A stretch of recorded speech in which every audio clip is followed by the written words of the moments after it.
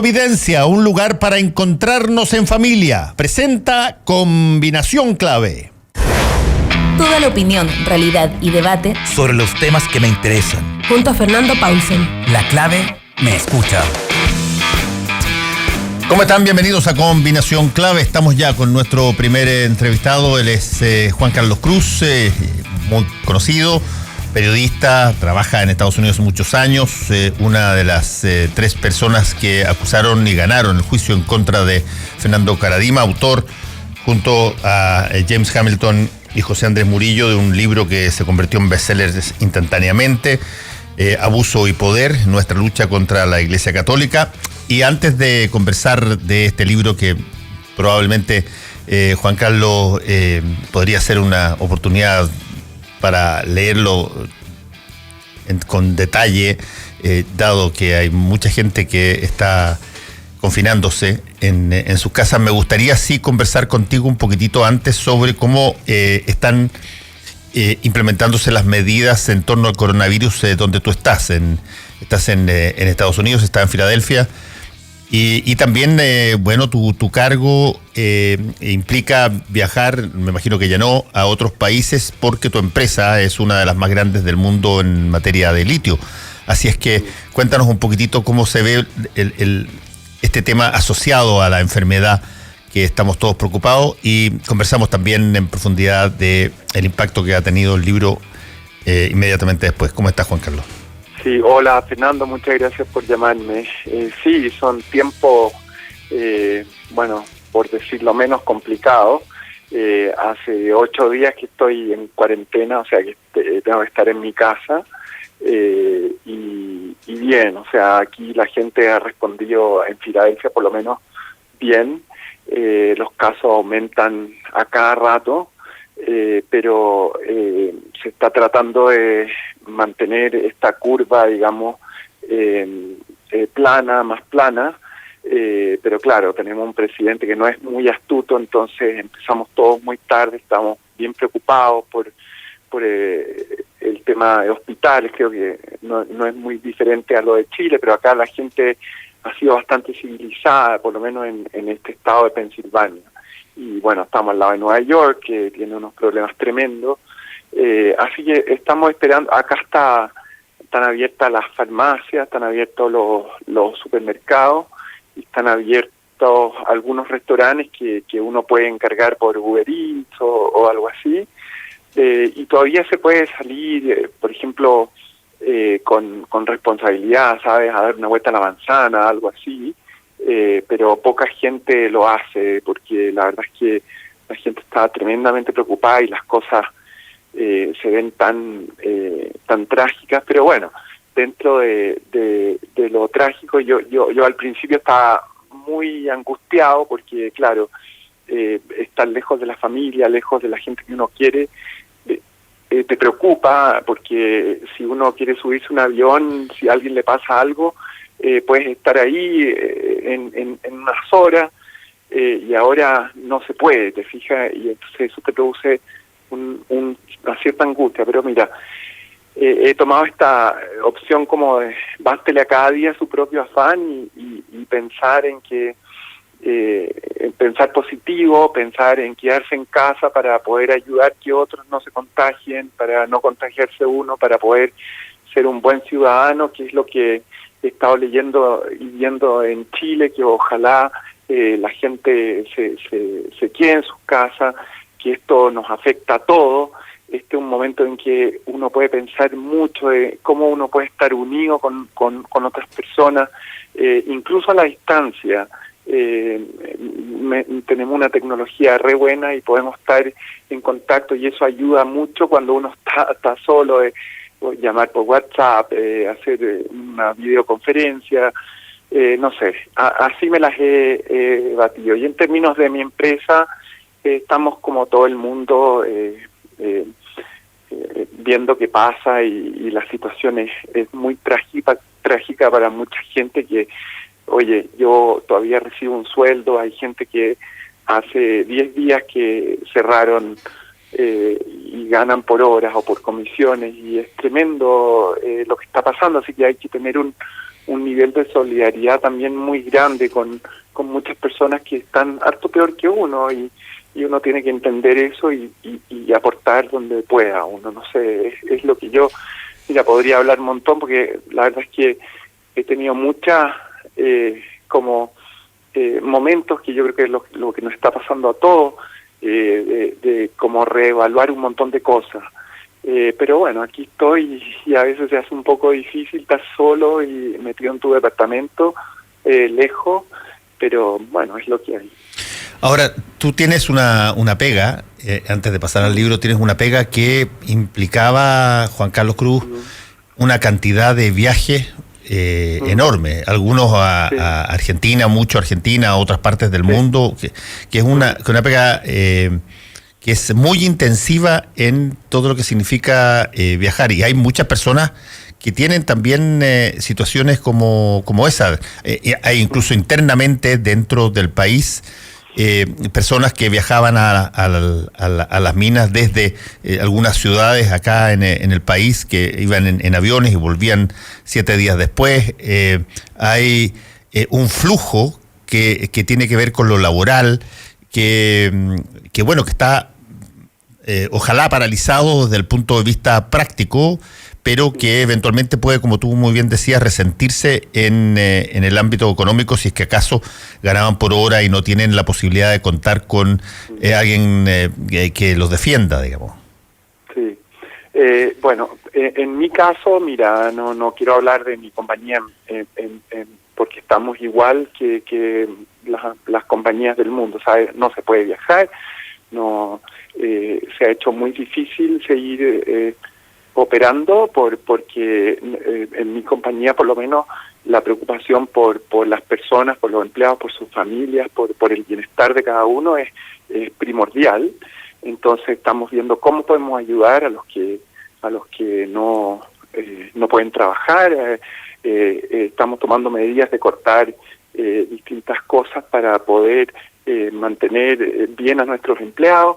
Eso para nosotros es primordial. Eso es, o sea, y ya iremos viendo qué pasa, pero en este momento lo que más me ha tocado a mí estar escribiendo, y yo puedo trabajar de mi casa, es escribiendo, es cómo preocuparnos por los empleados, cómo mi jefe, el presidente de la compañía, se está dirigiendo a los empleados constantemente, preocupado, en todas partes del mundo donde estamos, y en todas partes donde estamos está tremendamente afectado. Entonces, para nosotros la preocupación mayor es las personas. Ahora ya veremos cómo sigue esta compañía. Obviamente económicamente nos ha afectado un montón, como a todo el mundo, pero en este momento lo principal para nosotros es el cuidado de las personas y de nuestros empleados y de sus familias y las comunidades donde operamos. Juan Carlos Cruz está conversando con nosotros aquí en Combinación Clave. Bueno, teníamos de alguna manera calendarizado este contacto para hablar un poco de el libro que sacaron con James Hamilton y José Andrés Murillo, Abuso y Poder, nuestra lucha contra la Iglesia Católica, que bueno, ha pasado, tú te has probablemente visto, ha subido muchísimo en los rankings aquí en Chile. Hay que decir que en Chile se necesita bien poco de venta para poder estar muy encumbrado en los rankings, pero igual es decidor. Esta es la historia de la forma en que enfrentaron ustedes todo lo que tuvo que ver desde el caso Caradima para adelante, y me gustaría, Juan Carlos, que nos pudieras contar un poquitito cómo se inserta este libro dentro de la situación que ustedes iniciaron, y también en términos de la relación con la Iglesia Católica que ustedes la han mantenido, y particularmente tú, desde que fueran invitados por el Papa al Vaticano hace ya algún tiempo. Sí, mira, bueno, gracias primero a todos los que lo están leyendo, a todos los que me escriben que les ha gustado o que lo están leyendo, y que, en fin, me da un poco de pudor en este minuto, digamos, tener que promocionar un libro, pero bueno, por lo menos a lo mejor tómenlo como algo para que se entretengan leyendo durante este tiempo, para distraerse, no sé. Pero Yo creo que el libro es tremendamente relevante, no solo por lo que pasó en nuestra pelea de Jimmy, José, yo, con la Iglesia, que es un verdadero calvario si uno lo lee. Incluso cuando yo he conversado con Jimmy y José, que cuando lo hemos leído de nuevo, uno está como, cuando estaba revisando, uno decía, ay, yo quiero seguir leyendo qué pasa, aunque sé lo que pasa. Me interesaba saber cómo lo decía el otro. En fin, es bien interesante cómo cada uno ha hecho distintos capítulos, distintas cosas, y cómo se va intercalando y cómo va la historia desenvolviéndose, y cómo uno va recordando, uno que lo vivió va recordando, o gente que lo vivió con nosotros, van recordando tú mismo, van recordando cosas que han ido pasando, ¿no? Entonces, cuando uno lo extrapola mínimamente y uno ve que el abuso y poder no solo es de parte de la Iglesia, sino que hemos visto todo lo que estaba pasando en Chile después de eso, y viendo el abuso y poder, que es una cosa como bastante generalizada en Chile. Para mí ha sido, y para mucha gente, muy revelador también, ¿sabes? Cuando uno ve el grupo de los poderes económicos, el grupo de los políticos, el grupo que no es solo la Iglesia la que está enraizado a este abuso y poder, sino que llevamos en Chile tenemos una historia de abuso y poder de distintos estamentos de la sociedad que nos han hecho una sociedad muy abusada por el poder. Entonces, para mí eso es lo que rescata el libro, y que muestra como obispos que son clericalistas, elitistas, que son corruptos, y todavía lo son, manejan situaciones cuando, como católico, yo inocentemente antes pensaba, no, si cuando yo vaya a hablar con el cardenal Errázuriz de esta tragedia que me atrevo a hablar, él me va a ayudar y me va a tender una mano. Yo me acuerdo diciéndoselo a Jimmy, creo que lo digo en el libro, diciéndoselo a Jimmy y a José, no se preocupen, está en las manos del cardenal Errázuriz y él va a hacer algo. Y mira el delincuente que salió, y ahí la gente puede ver todas las maniobras y las cosas que este hombre y otros delincuentes hacían y siguen haciendo, y después gente que ha leído el libro, que lee el libro y se da cuenta que su historia está ahí también, abusada por hombres dentro de la Iglesia y también fuera, pero particularmente dentro de la Iglesia, abusada no solo sexualmente, sino que abusada y vulnerada en sus derechos más íntimos y más importantes por obispos que se dedicaban a encubrir y a proteger una institución que no tenía protección. Juan Carlos, hay estamos conversando con Juan Carlos Cruz, autor junto a José Andrés Murillo y Jimmy Hamilton del libro Abuso y Poder en la Iglesia Católica, que es la historia, en gran medida es la historia desde que ustedes plantean su primera queja pública hasta todo lo que sucede en términos judiciales y termina, incluyen un capítulo bastante interesante, una serie de capítulos en realidad, sobre lo que es la reversión del Vaticano de la postura inicial y los contactos con el Papa Francisco en el último tiempo.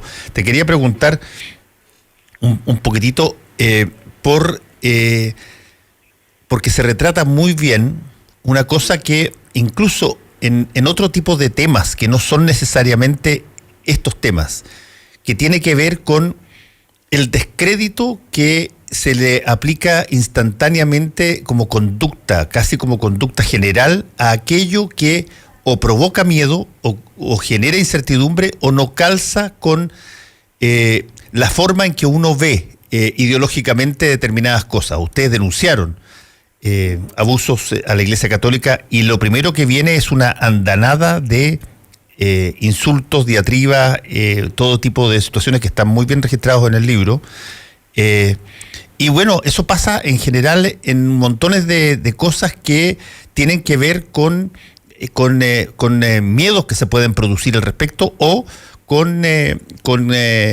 choques muy fuertes a lo que uno ha siempre visto como la normalidad. Incluso eso vale, te lo digo así ya para tratar de ponernos en tiempo presente, incluso eso vale al principio con el propio coronavirus, que era un invento chino, que esto era un invento de Trump, que esto era una cosa para dar espacio a que alguien tenía la vacuna lista y por lo tanto se iba a ser multimillonario, o que nunca jamás ha pasado nada, personas que decían cómo se puede cerrar un país o poner precauciones cuando va el 0,00015% de infectados, en fin.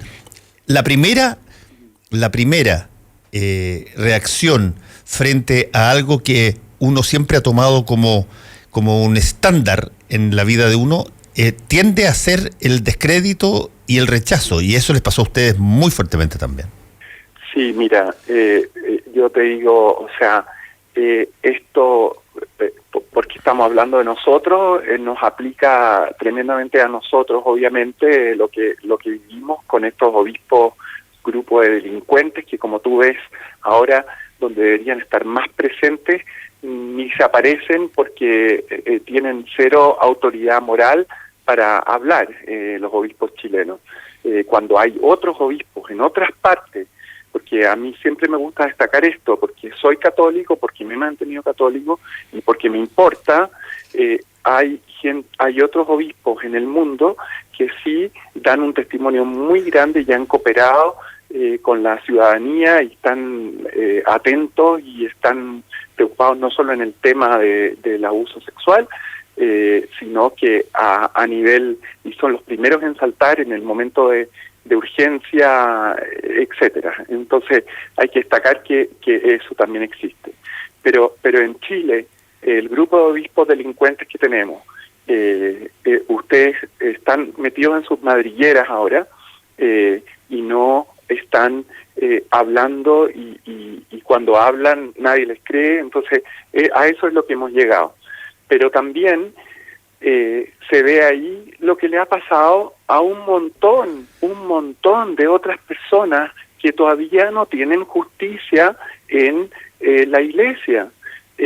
Ha sido absolutamente tremendo que todavía están esperando resolución, justicia, que se les crea y se les acepte, o sea, o por último se les cree, pero no aceptan nada, no aceptan responsabilidad. Entonces, aquí a nosotros se nos habrá oído y nos habrán dicho y hemos recibido esto, pero hay otros muchos que no. Y después uno lo saca un poco a lo que tú dices, a la contingencia, a lo de hoy. Y desgraciadamente así son las sociedades corruptas, ¿sabes? Son las sociedades, ¿cómo explicarte?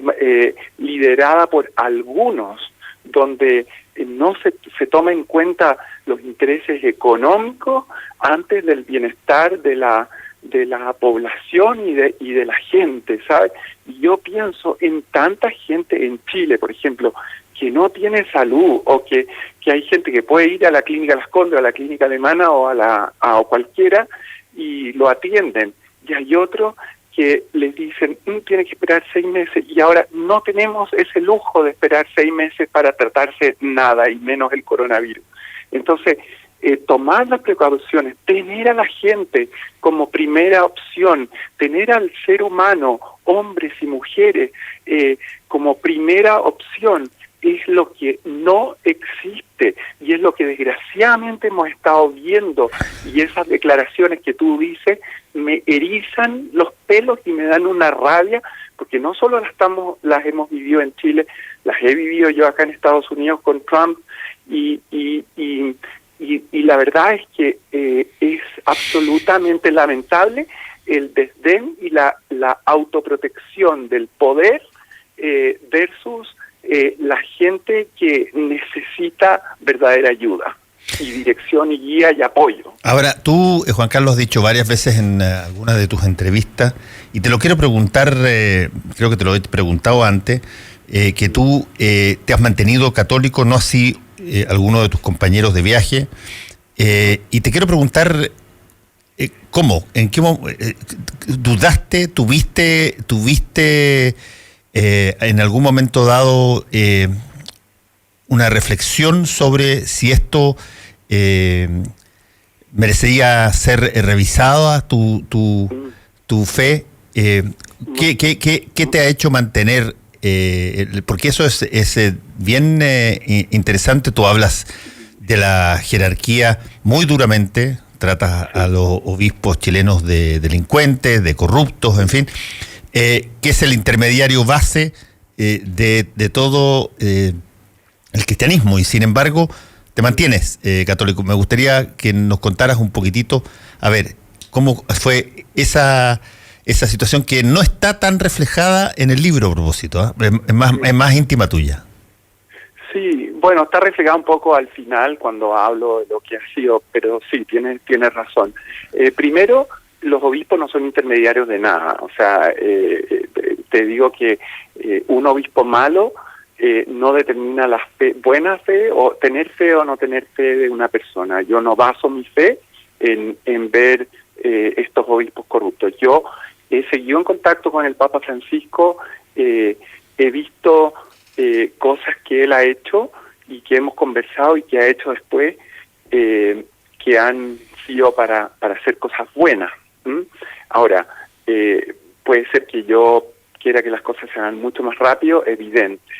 El problema, yo creo, no es, el problema son varias cosas. El Papa Francisco, yo antes pensaba que el Papa Francisco podía con una firma cambiar todo, y probablemente lo pueda hacer. Pero hay un balance de poder y una cosa espantosa en la curia que a veces le deja las manos atadas o hacen las cosas. Por ejemplo, esta cumbre de abusos que hicieron en marzo del año pasado, a la que yo fui, me invitaron, hablé, qué sé yo, y tuve la esperanza de que quizás al fin estos obispos le iba a caer la teja, o por lo menos a muchos le iba a caer la teja, iban a volver a su diócesis, iban a lograr cambios. Poco se ha hecho. ¿Por qué? Porque los obispos van todos, ay, sí, claro, todo, vuelven a sus diócesis y no todos hacen lo que tienen que hacer y siguen en sus mismas fechorías. Para mí, en lo personal, yo creo que el mundo de los sobrevivientes es un mundo enorme, y hay gente que está muy enojada, toda la razón. Hay gente que está muy triste, toda la razón. Hay gente que está más sanada, toda la razón. Hay gente que no ha podido, no ha aguantado más y se ha suicidado. Horroroso. Es un mundo. Entonces uno tiene que entender a cada sobreviviente como un mundo, porque les ha pasado una cosa espantosa. Ahora, para mí, en lo personal, yo desde un principio siempre crecí en una familia normalmente católica, nada de fanatismo, y para mí mi fe ha sido importante. No sé si por mi historia, por vivir solo, por estar solo, me tuve que venir joven a un país extraño que me adoptó, donde pude desarrollar mi vida, y soy un ejecutivo en una multinacional, como tú decías, y me lo he ganado a pulso. Pero yo no habría podido hacer nada de lo que yo creo que he hecho sin haberme apoyado en mi fe, que para mí personalmente me ayudaba. Entonces, en el momento que Errázuriz, Esati, todos esos infelices trataban de destrozarme, porque acuérdate que escribían emails entre ellos y se decían que Juan Carlos Cruz es una serpiente, el ladrón que viene en la noche y nos roba las ovejas, que cuenta historias por el mundo que no son la realidad de Chile. En fin, me han dicho de todo, y con toda razón, como mucha otra gente. Yo muchas veces evalué y dije, la mierda, me voy de aquí y que yo me las bato solo y todo. Pero para mí, personalmente, yo he encontrado gente en la iglesia, que hay mucha que es muy re buena y que te apoyan. Y en estos momentos, por ejemplo, para mí, es que he estado solo, tengo un cura que llamo por Skype, en Nueva York, un jesuita que me ayuda, que me oye, para mí, mi fe me ha ayudado a sostenerme. Entiendo que a otros no sea lo que, y los entiendo perfectamente, y a nadie critico, ni a nadie juzgo, ni porque ¿quién soy yo? Nadie. Pero en mi caso personal, que es distinto al caso de Jimmy y el caso de José, y tienen todo su derecho, y los sobrevivientes en Chile y en el mundo, todos tienen su derecho a pensar como ellos quieran, porque tienen todo el derecho, porque lo han pasado pésimo y han recibido unas injusticias enormes. Pero en mi caso personal, mi fe ha sido tremendamente importante, y he visto como muchos sacerdotes, religiosas, laicos, laicas, gente dentro de la iglesia, tratan de ayudar. El otro día, antes de que empezara toda esta pandemia, hace un mes y medio, fui a hablar, me invitó el cardenal arzobispo de Chicago, una de las diócesis más grandes del mundo, a hablar adelante de 200 y tantos curas sobre mi experiencia, porque él está empecinado en que eso no pase nunca más en Chicago, en el mundo, pero en Chicago. El cardenal Cupich me llama siempre y me dice: Juan Carlos, ¿puedes venir a hablar acá? Nunca me había pasado, a mí por lo menos, pararme adelante de 200 curas de la arquidiócesis y monjas, y hablarles de mi experiencia y decirles cómo tienen que ser. Y oye, y gente que estaba, no es que, porque acá también está el problema que, como nos pintaban a nosotros, los enemigos de la iglesia, los que quieren plata, que están con abogados, todo. Mira, yo les decía, perdón, pero primero, ni somos enemigos de la iglesia, porque yo sigo siendo católico y me importa, y segundo, reparaciones para los sobrevivientes es lo mínimo que se puede hacer.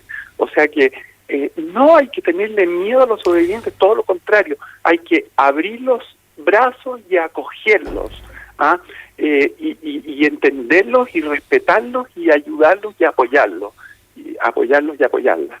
Entonces, esa es mi visión, Fernando, y es una visión muy particular, porque cada sobreviviente es un mundo en sí, respetable y con su propio mundo. Para mí, mi fe es tremendamente importante, me ayuda, me siento crecer, me siento como consolado en momentos de dificultad, y para mí eso es tremendamente importante, y me ayuda a tener conciencia de que hay otros que lo están pasando harto peor que yo, cuando yo siento que se me está cayendo el mundo encima, y a mí eso me ayuda muchísimo. Juan Carlos Cruz, el libro se llama Abuso o Poder en la Iglesia Católica, está ya en las librerías hace un par de semanas de todo el país. Te quiero agradecer una vez más por este contacto, que te vaya súper bien, Juan Carlos. Un millón de gracias a ti, y gracias a todos, y un abrazo grande a todos, que se queden en las casas, y mucho ánimo, que esto va a pasar, pero hay que preocuparse en este momento, pero esto va a pasar, vamos a salir de esta, para la gente que está angustiada. Un abrazo grande. Chao, Juan Carlos. Chao. Si tienes diabetes como yo y necesitas trabajar hasta tarde en ese proyecto que tanto te apasiona,